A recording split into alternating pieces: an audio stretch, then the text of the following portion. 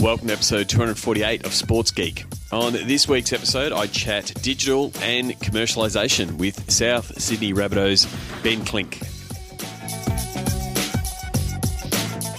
Welcome to Sports Geek, the podcast built for sports digital and sports business professionals.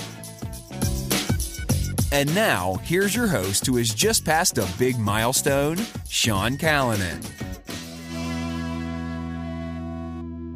Thanks, DJ Joel. Yes, my name is Sean Callanan, and yes, we did recently pass a big milestone, 400,000 downloads. You, obviously, are one of those people who downloaded, so thank you very much. You can find me on most social media channels, Sean Callanan, on most things. And if you want to contact me the old-fashioned way, you can send me an email, sean@sportsgeekhq.com.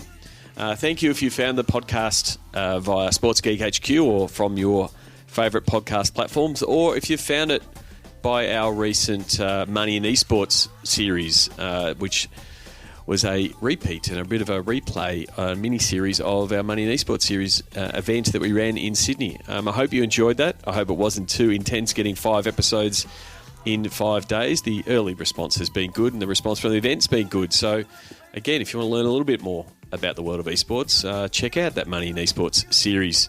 Before I get into my conversation with Ben Clink, where we discuss the digital and commercialisation journey of the South Sydney Rabbitohs and effectively look at, I guess, what became the digital to dollars process. Just want to talk a little bit about the consulting work that we're doing, that we are doing with clients like the South Sydney Rabbitohs, whether it be education and training and bringing digital staff up to speed on things like advertising, content brainstorming, or optimizing for particular platforms. But as we discuss in this podcast, a lot of our work is around helping sports commercialise their assets and helping the commercial teams commercialise their assets. As we have a fire engine going down Church Street. Hopefully you did not hear that, but that's okay. We will press on.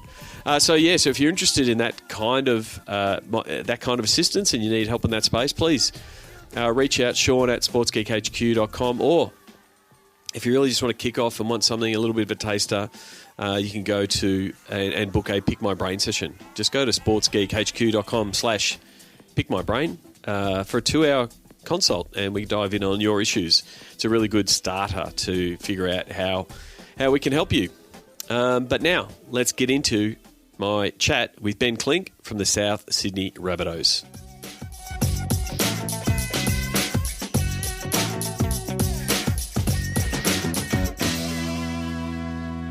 Very happy to be here in a sunny Sydney, or at least sunnier than Melbourne. I'm here at Rabbitohs headquarters. I'm here with Ben Clink, the head of digital for the South Sydney Rabbitohs. Welcome to the podcast. Thanks, Sean. How are you, mate? I'm good. We're here in the Rabbitohs boardroom, surrounded by history in the boardroom itself, and overlooking the pitch, and the boys are on the training track in the throes of the last few weeks of the NRL season. It's recently been renamed. What's the training field now? It's the Metricon High Performance Centre, the traditional red fern oval with a bit of an upgrade in the last little while, but proud partners Metricon putting their name to that and helping the boys get around the park. Terrific. So, first of all, it's not normally my opening question. How did you find yourself here? How did you get your way into sports? Mate, I cold calling basically. Yeah. I just got a gig in the building while I was at university trying to flog memberships. Just on the phones, the way that we did back then, and just ringing up people in the early days of membership trying to explain what it was. Early days in membership in rugby league anyway. And explain what it was and get them in the door. So that was my baptism at the Rabbitohs. Yeah. Effectively sales, which is it's common, especially for the US listeners, like that is the entry point. Yeah. Like, one of the things I always see is inside sales, right? Inside sales, which is, the US friends would know that. That's someone inside the stadium trying to sell a ticket or a ticket for another game or a membership to someone who's already at the game. Yeah, sure. And it's just the entry point. And for Australia, membership is not the easiest entry, but it's the place that so much revenue comes from. And you're right. So for the people who don't know, the Rabbitohs are one of the oldest and most prestigious NRL teams, but also one of the first that sort of push really hard in the membership space, sort of following the cousins from down south, the AFL clubs that have done membership for a little bit longer, you guys have really led the way. Yeah, no, you're right. I mean, it was born out of necessity, really.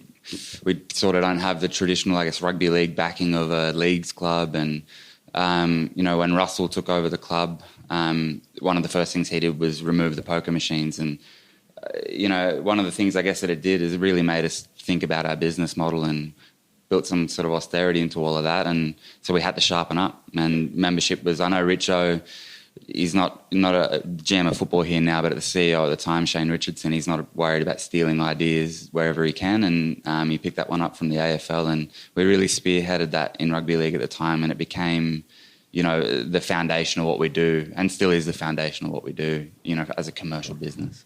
So how many gigs did you have, or what did you do inside the Rabbitohs till you got to the world of digital? Mate, I did all of them just about. Like I said, I started while I was at university, getting a gig where I could a couple of days a week on the phones, and that transitioned into a full-time sort of membership servicing role.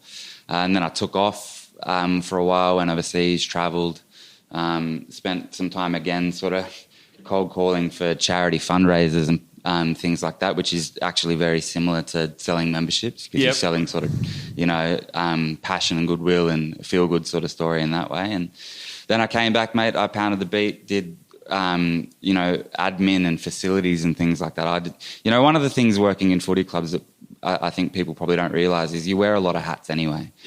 So... membership people are game day people, and they're half the time they're selling merchandise and, upselling sponsors where they can. So once you're in the door, it's pretty exposed to a lot of things. And you're ruining the glamour of sports business. Yeah. There's these fresh-faced, wet behind the ears graduates that think it's all hanging out with players. But it is funny when again, I know a lot of listeners will be nodding their heads when you say, the amount of marquees you've set up and booths you've handed out and envelopes you've packed. It's all part of the business, isn't it? Yeah, absolutely it is. I mean, that's a cool part of it anyway, because you do get to experience lots of different things, especially, I've truly come through the ranks as a professional in sports the whole way. So, it kind of, in a lot of ways, sort of, fulfilled the need for me to be exposed to different things and sort of find my place within it. It led me to the digital space primarily through, I guess, ultimately the content creation and video production sort of side of things was my step into the whole commercial world of digital. So roundabout way to get to there, It is. It is I'm always fascinated how people get to where they get to, because especially in the digital space, that's been, there's the comm sort of angle, there's the content, the editorial type people, there's people with the commercial focus, but you just sort of seen all different parts of the club. So what did sort of pique your interest on the digital space and wanting to do it? Was it you as a consumer, as you looking at other industries, or? It was driven, I think, just as a fan of the club and really from a storytelling space. I didn't really... I wasn't a big social media user or anything like that, but I was really interested in the storytelling side of things, and I kind of felt like we had an opportunity. I mean, again, I suppose we were pretty strong in that area early on through Russell's involvement. He had, brought a little bit of Hollywood to the club, and he for the really people who haven't got that. the reference so far, it's Russell Crowe. Yeah. For those who don't know, but if you've listened to the podcast, having Blake, CEO previously on, and Jez previously on, told the story of Russell. But obviously brings a bit of storytelling and star power to the Rabbitohs brand. Yeah, he did. He actually did. What was it called? It was the Southside Story. So the documentary that they ran, it ran on broadcast here, which was basically like a Hard Knocks, in rugby league really early. And, so he brought that, and that just seemed to me that, I could see the stories going around the club on a sort of daily basis. And all of a sudden we had a medium to get that in front of people. And so I just sort of got involved in it from that perspective, to just, to try to, really put the great stories that, we get to see on a daily basis out there to as many people as possible. So I want to talk to you a little bit about the work that you've been doing around the commercialization and your title, your full title, the one that's on LinkedIn, is digital data and insight. Yeah. So where did that start? What was your starting point for that piece? Yeah, well, I think it's a common point for a lot of people in this space now. It really started with, as a content focused person, managing channels and measuring myself based on how people were receiving that content, and then having the interaction with salespeople that was potentially what I felt damaging to that relationship. Yeah. So sitting in there creating all of that sort of stuff, and then you need to drop that. You've got to do 10 tweets for a partner, and thinking this is just going to kill my relationship that we've spent all this time building. So that's really where it came about. I sort of started agitating within the business, and there was a group of people, I suppose, that did at the time around the fact that they're just mutually exclusive, those two things. And unless we can figure out a way to put all of that together to kind of make a group of people responsible for like maintaining and building and maintaining that relationship with the audience on a daily basis, and then sort of responsibly serving them commercial messages and understanding the commercial side of the business. And again, it really comes back to we still, even as creative content producers, had an eye on the fact that we needed to know where the paycheck was coming from, because it wasn't coming, again, from poker machines. It really came to that part. We had to figure out what the next sort of membership was going to be, or how we were going to do it. And I got into this space from that front, really saying that, if we need to commercialize this space, and we understand it, but we need to do it in a way that is responsible, and it's not going to affect, the daily relationship we have with people. Yep. And again, sort of goes back to your first gig, because I remember the first couple of things that we did was looking at the data and looking at what you had and saying, how can we sell more membership? How can we do the cheeks and the seats? And diving in on, these different audiences and getting an understanding and getting your team's understanding, and being on that CRM journey. Everyone's on the journey, right? And trying to connect those sources to say, well, that commercialization piece is really important. And so, like, how important has it been to get that, I guess, data nous and the data geeks to sort of dive in on what you've got? Yeah, it's huge, man. Look, I think, the biggest factor in all of this that I probably should have mentioned just before was Blake Solly took over the club. Blake came from previously working in the Super League in the UK, which was obviously, deep behind enemy lines over there as a, very small sport with a very passionate following, but really up against it. And so again, they had sort of like that, they had to have that toughness about them where they needed to look for any opportunity. So he'd overseen, a pretty successful, fan engagement and data process from a league perspective. And so it was a real priority for him to bring it back. So he actually made some really key hires for us around Vicky, who's a head of insights here. And she came, from a lot of experience, working in market research and some pretty tough industries. And that really immediately brought some nous to the business around that whole sort of space. So it was probably driven primarily by Blake. And I guess it's good for him because, again, coming from Super League and being small fish in big pond and coming to the Rabbitohs, which has got a large digital and in real life fan base, and going, oh, wow, what can we do with this? What can we do with this kind of fan base with these kind of tools and strategies? Yeah, absolutely. But again, I think that commonality of feeling like you had to do something, you really had to, you're sort of back against it. Even you mentioned it earlier today, we were talking about it. The reality of the Sydney sports market is being so competitive in the first place. So, the Rabbitohs are, an exceptional brand, but they're in a tough market, similarly to the Super League, I suppose. So there was a lot of stuff that he could bring over that was directly comparable. Yeah, again, to set the scene, we're in Sydney. There's multiple NRL teams. How many? So 9? Yeah, 9. 9 NRL teams. Yeah, 9 NRL teams. You've got a couple of cricket teams. You've got basketball teams. You've got a couple of AFL teams also here. Yep. So it makes for a really competitive market for the fan entertainment dollar. Yeah, that kind of thing. So it becomes something that you've got to be savvier in understanding that piece. So you started from that data point of view and started shoring up understanding your data. You still had your content hat on, looking at your content, looking at the analytics, looking at what your channel strategies, how are we tackling these different channels, and pretty much is a little bit of.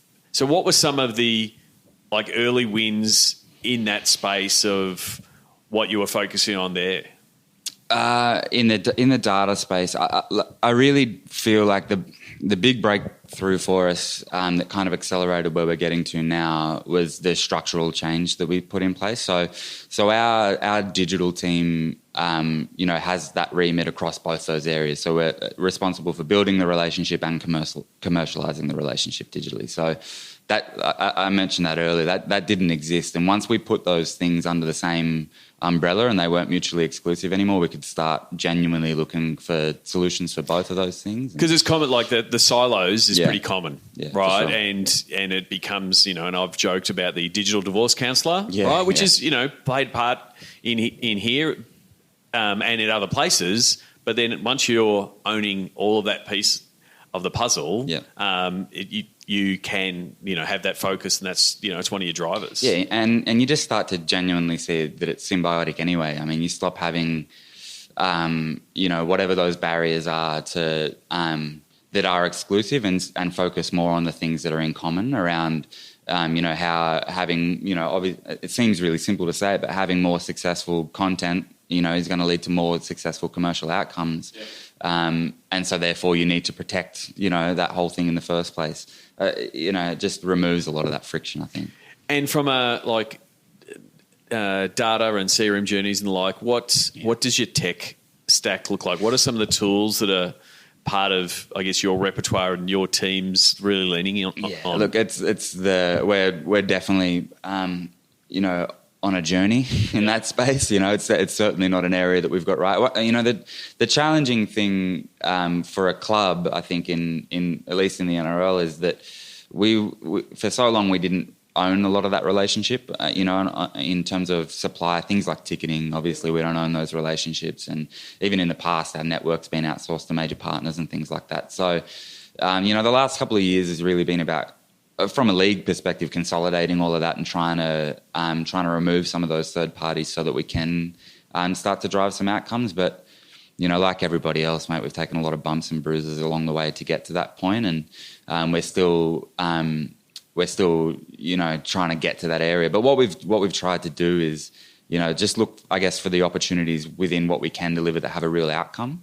So I think we've been pretty successful in ensuring that our practices around data and lead to an outcome for it, whether it be a partner or whether it be influencing our content strategy or we've been, I think, really proactive in using what we've got available to us, all the while understanding that we've got a long way to go, I think, to get to whatever that nirvana is of customer understanding and data and all of those sorts of things. And so from a channels point of view and from a platforms point of view, for a long time it's been the big three, so to speak, of Facebook and Insta and Twitter. Where's your head at, and where are the Rabbitohs at across, I guess, those three, and what are you looking at in the other category, I guess? I mean, look, we're one of the main things we're trying to do is diversify across that sort of area, and I mean, we've traditionally been pretty strong focus on Facebook, and we still do. I mean, but we've launched a messenger bot in the last 12 months, and we've really been trying to drive our focus towards Facebook Messenger as a platform to get in front of people, and sort of making sure that we have multiple touch points across those areas to be wherever they need us to be, I suppose, with whatever the message is. So that's a little bit different because, I mean, again, that changes the focus from us just having a big number. Yeah. You know what I mean? That's where we were. It was just we wanted to be, I think we've got the third or fourth highest overall following on Facebook in particular out of the NRL clubs outside of, like the Warriors and, some of those sort of big catchment area teams, But that's not what we're focusing on at all. It's just how many times can we get in front of someone on whatever channel where they are. So on that, and to me it's an important point because Like I do come into clubs and you'll see like the membership number on the wall, and you'll see the sponsorship number on the wall, and you'll see the Facebook number, number on the wall. Yeah. And it's not a real true representation, and it can, skew the whole organisation. It can also skew the digital team. Yeah. So for someone that's diving in on the analytics, whether it's Facebook or Instagram or Twitter or whatever, what do you give your team to say, hey, this is what we're chasing, or this is what good looks like for us? Yeah, well, all of our measurements around engagement. It's more about cut through than volume, right? It's about I think the value of sport,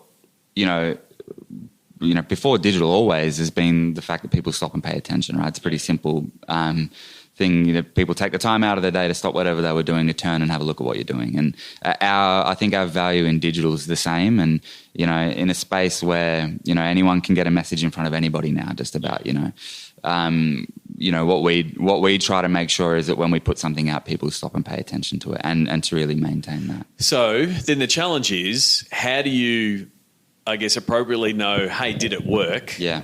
When the algorithm changes, you're right, and the bits change, and you're like, we're chasing this because this is what's working, and this is and then Zuck changes a lever, right? And it changes. So how do you, because the work might be the same, you follow the same process, and it's not getting the same result. Yeah.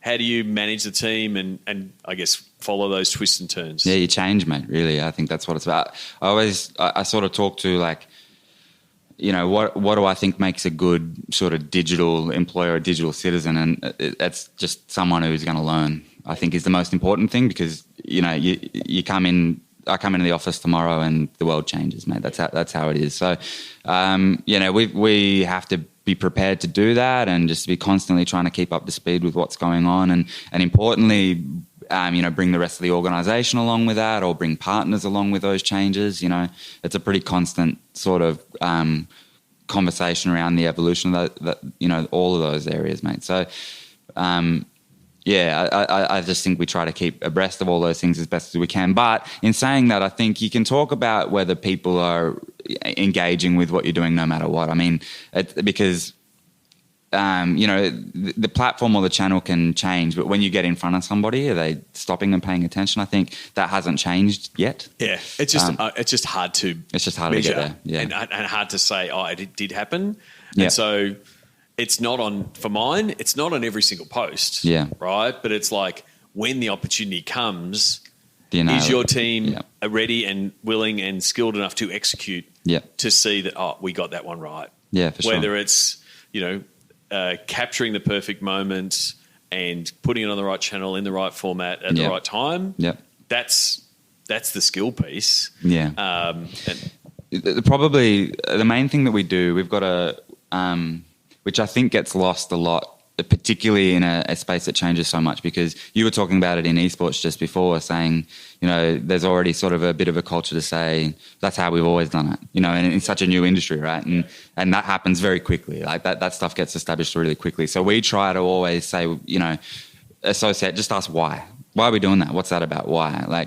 And if you can't answer that, in accordance to, well, we know why we're here. And so if you can't say, well, why did I capture that, or why did I put it on that channel? Then you're not doing your job, I suppose. So just and it's a good one for any content producer or publisher to go, because otherwise you just do it, you're just ticking the box. Yeah. Oh, it's Tuesday, we've got to do that thing we do on Tuesday, and we've got to put it out on those platforms because it's Tuesday. 100%. Right? And if it's like, why are we doing this? Oh, we want someone to double tap this photo so hard because it really hits them. Or we want them to comment on it without saying, leave a comment with your comment. Yeah, right? Totally. Yeah. Right? And so that's the skill. Yeah. And I think that's the piece that it's a constantly developing skill, being able to get the tone right and get that engagement. But then also, going back to having a voice of the fan and talking like the fan and what are they saying? Well, part of that's listening, seeing how they're talking and seeing that that's a thing and then executing that piece. Yeah, for sure. I mean, we've got a relatively simple strategy that we feel like works for us when it comes to Facebook. I think the way that, the algorithm's working, the way that sport cuts through that, it's either, make people laugh, or laugh out loud, that laughing face emoji or the love heart emoji. If you can hit one of those two things, particularly when it comes to like the storytelling around, the game or the match or the play. But if you can show a side to a player that makes people laugh, see their character that way, or some fantastic post that resonates through about the working community that makes people want to hit that love heart button, that's how I think you're going to get in front of people on there. Yeah, and it's I guess not all reactions are equal. Yeah. If we want to put that on a t-shirt and wear it to a social media conference, yeah. But it is exactly it. So I wanted to, I guess, recap a little bit.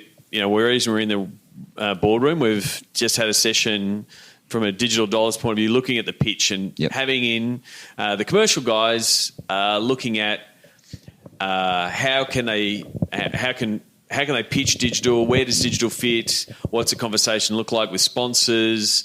How to go about it? Because it's been a backwards and forwards. It's not an overnight thing. Yeah. And like you said, early on it was trying to figure it out, trying to fit it in. Yep. How do you feel where you're at now, and where the process is now to, I guess, working in that I guess deal flow, for use of a better term? Yeah, I mean, like I said, we're definitely on a path. I mean, we're not a finished product, I don't think, but what we really do have that was hard to get and took a long time to get is just a level of understanding throughout the business around what we're trying to do. Yep. And that was the sort of first step. Like the fact that we can have, the digital team and the sales team in the room today genuinely bought into a conversation the like that we had, is some pretty significant progress. And I think a lot of people struggle to get to that point in the first place.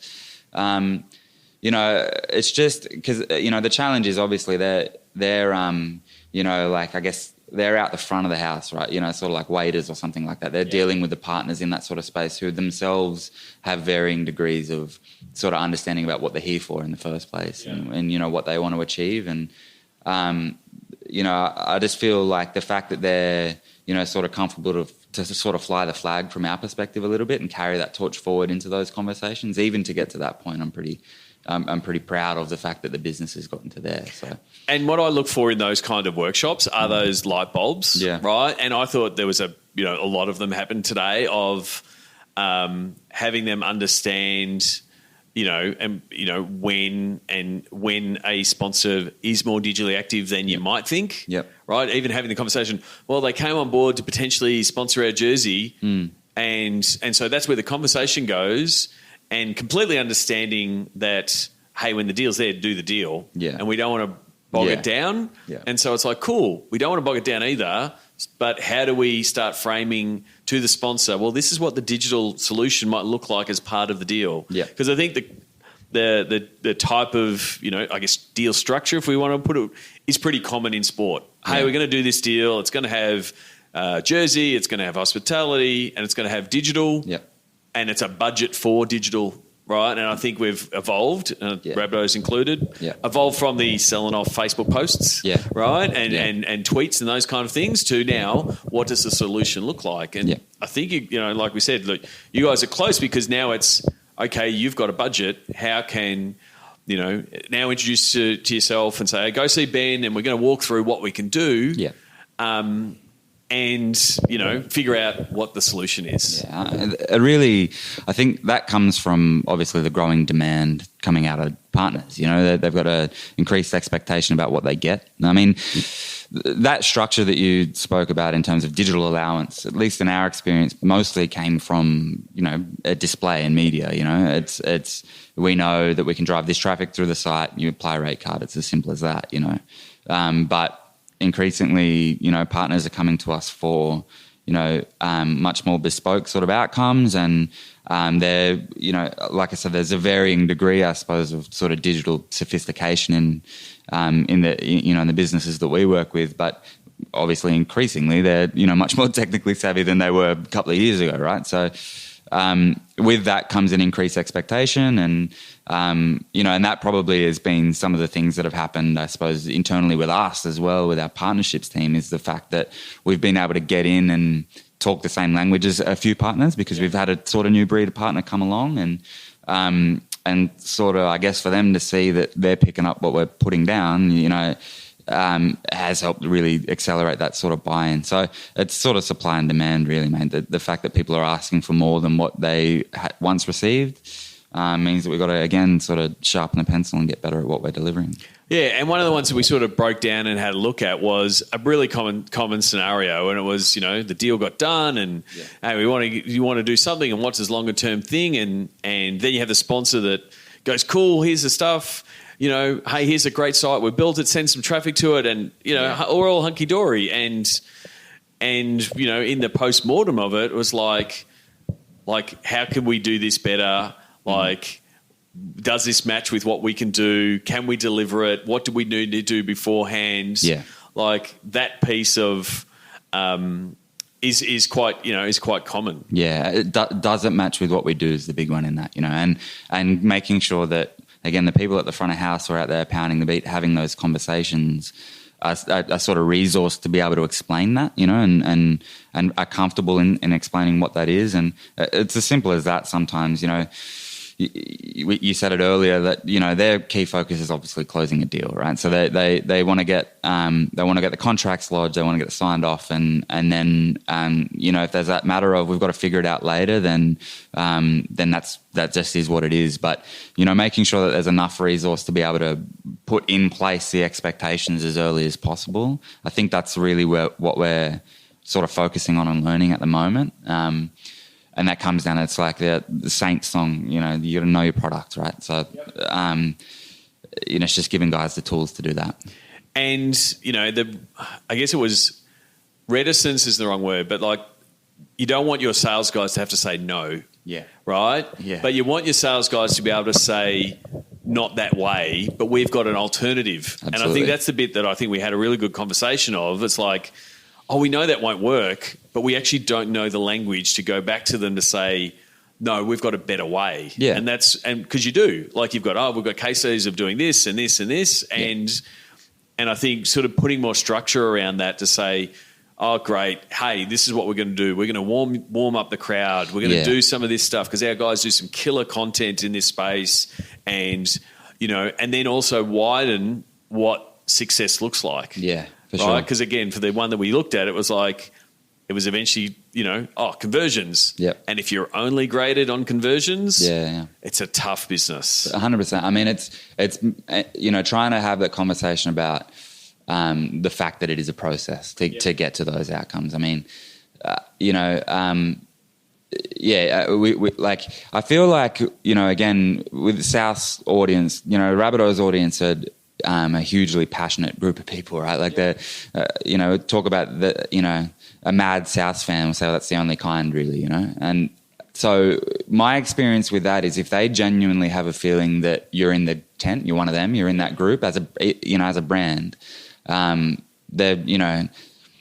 advocacy doesn't even really cover it. You know what I mean? They're hugely passionate about those things as well. And it's just, how do we, explain that to a new partner to say, I know that's what you want. You want to be here and you want to be, we're giving you a ticket to the club. We're pulling back the velvet rope. Yeah. But you've just turned up to the club. Yeah, that's right. Right? You're just here. Yeah. And so if you're just here, our fans don't know you yet. Yep.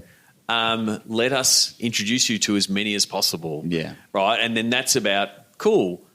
So part of your success is how many people haven't been engaged. Yeah. Because that's what we're doing well. How many people have seen it. Yep. And all of those kind of things. And so you're just broadening the conversation for both digital, for the sponsorship guys, for everyone to go, we all had a win. Yeah, for sure. 100%, mate. It's just, you want to be on the jersey now, and we talk to you about, television exposure and all those sorts of things, but there's no doubt a big part of the fact is that, we still sell jerseys in the shop with Smith's Crisp on the front of them, and people are so impassioned about that relationship all of a sudden. That's a stamp in time for them. So, there's all of that as well, but it's just the storytelling around it, it's the art in all of that. And that's what we did discuss, because there's so many partners, sponsors, marketers that are using digital so well. Yeah. Right? And using Google, using Facebook, optimizing but at insane levels, got performance marketers, and if they come to a team and say, "Cool, can you just do what we do?" That's not our business. No, not at all. That's not our business. But you've come to us for a reason. Yeah. It's about being in the tent. It's about associating with the tent. So, yes, we can do some of that, but that's not our core business. Yeah, it's almost like, the relationship that you have with a sports team as a genuine fan is insane in the first place. You know what I mean? It doesn't make any sense. And, we can, I suppose we can offer a bit of that. You know what I mean? We can offer a bit of that relationship, and it's not something that you can buy in many places, I suppose. So, but yeah, it takes investment, and it takes some time to get to those points. And people, obviously, would rather be able to get to the finish line immediately, I suppose. But you can get there. You just got to run the race first. And that's part of the conversation that was on today to say, the value and the IP value, effectively, of being associated with the Rabbitohs. Yeah. And especially knowing all of the different social channels, because if you're running social for a bank or a car manufacturer, it's tough work, right? And that's why, so they aren't coming for the big number. Yep. They aren't going, oh, you got all those Facebook numbers. They go, wow, they're still getting people liking their stuff. Yeah. They're still getting love hearts. They're still getting, ha-has. Yeah. How are they doing that? Yeah. And it's passion, identity, fandom. It's all those things, good and good content, because you're not doing all those things, you're not getting those results. Yeah. And so that's where the corporate marketer is hamstrung, which is what you want to leverage on. It's what you want your corporate sales team to know, oh, that's a thing. Yeah. They're coming to us because their Facebook strategy or their Instagram strategy or their digital strategy is just not, it's falling flat. Yeah. And so how can we get them the results they want, tick the boxes they need to tick, give them multiple wins? I guess that's your challenge in the commercialization piece, and work with the sales team. It is, yeah. Try to a slice of that insanity, mate, how we try to give them a little bit of that. But, and again, I think you can get lost in, even on the other side, you can get lost in a lot of those same sort of metrics in terms of, how are we doing this as well as everybody else in terms of how we manage, social and whatever else. But at the end of the day, our why for all of that is to connect to that with people, to connect to that passion. So, and that's the bit that I find tough. And it's a bit of, hey, when someone says who's doing it really well, like I'd love to favour clients, right, and say Rabbitohs, which I do, and I will say the Rabbitohs doing well. But also, if you're not inside the headquarters, you don't know what the objective is. Yeah. You don't know why or what they're trying to do with all the different partners to know, is it working or not? Because you can look at, it's not getting many likes or not. But if the objective is to get the 10 key people in the room, and you get the 10 key people, then it's good to go. Yep. So Ben, I want to finish off with the Sports Geek Closing 5. Yep. Do you remember the first sports event you ever attended? I do. It would have been rugby league Penrith Panthers match. Okay. In the 90s at some point. Greg Alexander and those guys running around on the beer hill with my old man, I'd say. Okay. And you would have been a few sports events in time. Do you have a favourite food memory or a go-to food when you go to a game? My go-to is just always a meat pie. Meat pie? Simple as that. No matter where I am, walk downstairs, get out in the lines and get a meat pie, mate. That's me. I could pretty much tell you about meat pies around venues in Australia and where the good ones are and where the bad ones are. Sounds like a Twitter account. Yeah, or it could be. The sponsorship activation. Yeah, there you go. We're still creating content right now. Look forward to a new pie sponsor coming on board. We've got a great one, Garlo's Pies. There you go. So now he's getting sponsor reads inside my podcast. That's 2 you've got. Yeah. I'll have to send you an invoice for those. What's the first app you open in the morning? It's probably Instagram, Facebook, or Pages.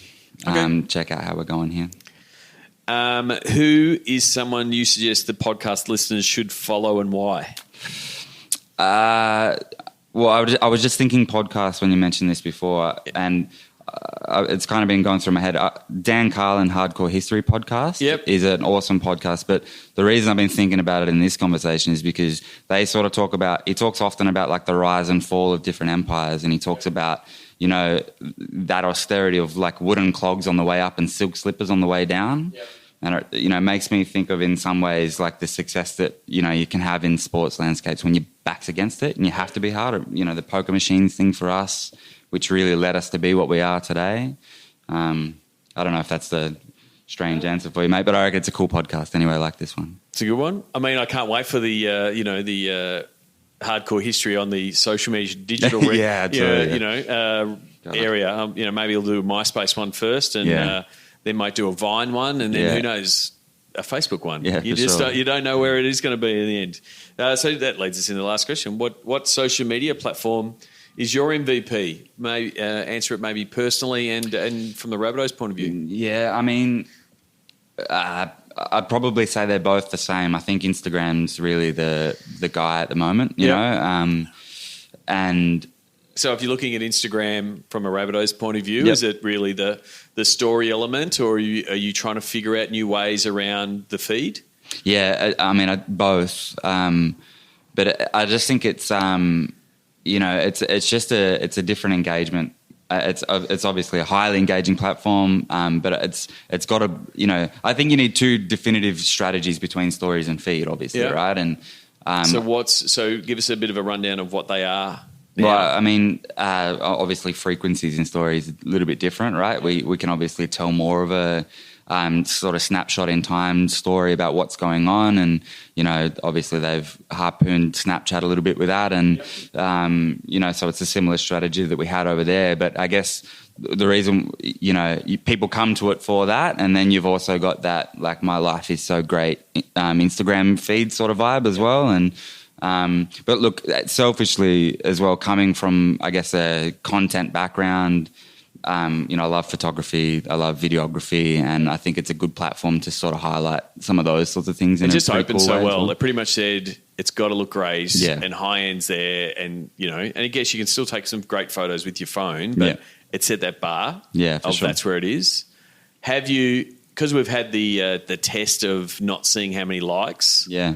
Have you seen any, like, again, this is a question without notice. If you haven't looked at the set, have you seen any changes in the Rabbitohs account? To be honest, I haven't looked. You know, I don't know, Sean, to be honest, mate. I don't expect that it will be. I don't think that people probably really engage with our content in a competitive sort of way, you know. Yeah. So that I didn't really see that as much of expect it to have much of an effect on us. As long as we can see it and we see if we're getting in front of people, if it's working for them, you know, that's all that matters. I think it was more of a play on the influencer, the Insta influencer, and I'm posting this, didn't get enough likes, I'm deleting it. Well, it's definitely interesting, you know, even from a player perspective, you know, and especially new breed and younger sort of player. I mean, there's even a bit of that there, you know, around some pressure around what you put on those sorts of things and building your brand as an individual athlete. And I think it's much more interesting in that space than, you know, the brand space. Definitely. Where and how can people connect with you on the internet? So if they've listened to this podcast, they want to connect and learn more, where is the best place? Where where the internet exists. I'm all over the place. I'm on, you know, LinkedIn, all those sorts of things. So Ben Clink on LinkedIn. We'll put your details in it. What's your Twitter handle or Insta handle? Mate, I'm actually not a personal Twitter guy. You know, I'm pretty involved in the club here. And similarly with Instagram, mate, I did have an Instagram series for a while, which I wouldn't recommend, you know, to anyone, especially someone who's supposed to do this professionally. But you know, an Infogram where I was trying to inspire people with completely non-inspiring posts. So if you want to follow that, El Clinko on Instagram, so you can catch me there. So then, as someone, and this is completely honest, as someone who's not, so how do you, like, because you're on via the team accounts, how do you stay in touch with different things yourself on like platform trends, that kind of thing? I'm a big consumer, just not a big poster. I spend all my time. Yeah, Liz, that's just a genuine question, because there's a lot of, you know, lurkers and, you know, watchers of the space, and it's always fascinating because there's shouters, and you know, I guess I'm one of them. I'm a content creator in the space. I'm also a massive lurker. Like I watch and consume as much as I to see what people are saying. Whereas there are people that are, you know, treat Twitter or Instagram as like their town hall. And they're chatting to everybody, and you know, chatty Cathy style, and it's like that. that's not me. And again, it's different personas, but I'm always interested in, how you keep up or watching trends and stuff like that, because you can always dive into your own accounts and the analytics and that kind of stuff. But again, it comes back to that. I think what probably the primary characteristic of someone who's strong in digital is someone who's learning all the time. So I spend a lot of time looking at case studies and, listening to podcasts like this and things like that to find out what's working and what's not and what people are doing. And then I just, personally just employ really bad strategies that, fly in the face of all of that for my own accounts. So that's called see what doesn't work. That's called testing, mate. Yeah, that's called testing. Yeah. Oh, well, Ben, thank you very much for coming to the podcast. All the best for the Rabbitohs for the rest of the season, and we'll catch up soon. Thanks, mate. Cheers. New workshops on audience, content, distribution, valuation, and pitch following Sports Geek's Digital to Dollars process. Go to digitaltodollars.com. Thanks again to Ben Clink for the conversation. You can connect with him on LinkedIn, and you can follow all things Rabbitohs, rabbitohs.com.au, and follow Rabbitohs on all socials to see how they go in the NRL finals. You can find this episode and links to things that we did mention on that podcast at sportsgeekhq.com/248. As discussed, the digital to dollars process that we sort of run through with the Rabbitohs was sort of born out of the work that we've done with them over the years in helping them understand their audience, looking at the data side of their audience and what they're consuming from a content point of view, and then having the nuances around their distribution on what their channel strategy was. And really a lot of the work that we've done recently has been around knowing their value, both from a content creation point of view, but then also what the value is to the sponsor, and also diving in on what they actually want, which is getting into that know your pitch. So if you're interested in either the total process or parts of that process, whether it be the first three, effectively work for any business, whether it be sport or otherwise, to get your digital strategy and content plan sorted, happy to discuss how we can help you, whether it's a league, team, athlete, coach, or business. So get in touch and to know more, you can go to digitaldollars.com, or as always, you can send me an email, Sean@sportsgeekhq.com. Thanks again for listening. If you've got this far, I'd really appreciate a review on a platform that you use. You can go to sportsgeekhq.com/Apple Podcasts, as they're now called, and leave a review for the 140 of you that have already done so, making it one of the highest reviewed podcasts in the sports business world. Thank you very much. And until next episode, my name is Sean Callanan, and you've been listening to Sports Geek. Join Sports Geek Nation access to exclusive Slack and Facebook groups with regular Q&A sessions with Sean Callanan. Go to sportsgeeknation.com to join. Need help with your digital rate card? Not sure how to price your assets? Is there a disconnect between digital and commercial? That is where Sean works best, in digital divorce counselor mode. Book a time for a call with Sean to discuss the Sports Geek process. Go to sportsgeekhq.com/phone call. Go to sportsgeekhq.com for more sports digital marketing resources.